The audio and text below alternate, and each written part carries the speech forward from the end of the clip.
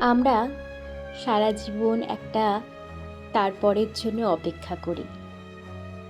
পরীক্ষাটা শেষ হলে তারপর শান্তি, চাকরিটা পেলে তারপর জীবন শুরু, একটু গুছিয়ে নিলে তারপর নিজেকে সময় দেব, সব ঠিকঠাক হলে তারপর সুখী হব।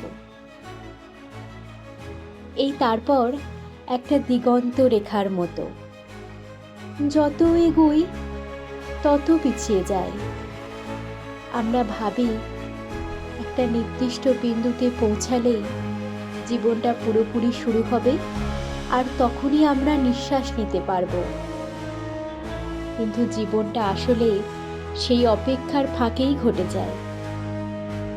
যে বিকেলে আপনি ক্লান্ত হয়ে বারান্দায় বসে চা খাচ্ছিলেন, অথচ মাথায় চলছিল কালকের কাজের লিস্ট, ওটাই ছিল জীবন। যে রাতে বন্ধুর মেসেজে হুট করে হেসে ফেলেছিলেন, যদিও মনটা ভারী ছিল, ওটাই ছিল জীবন।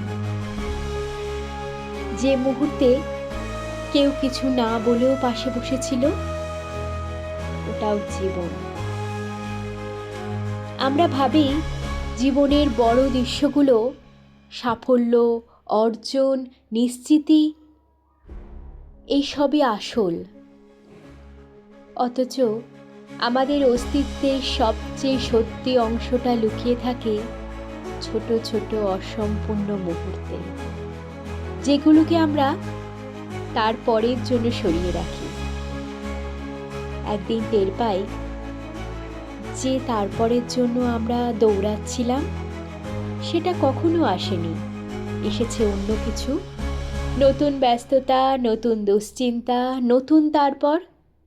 আর ততদিনে সেই ছোট্ট ছোট্ট মুহূর্তগুলো, যেগুলো আসলেই আমাদের ছিল, ফুরিয়ে গেছে।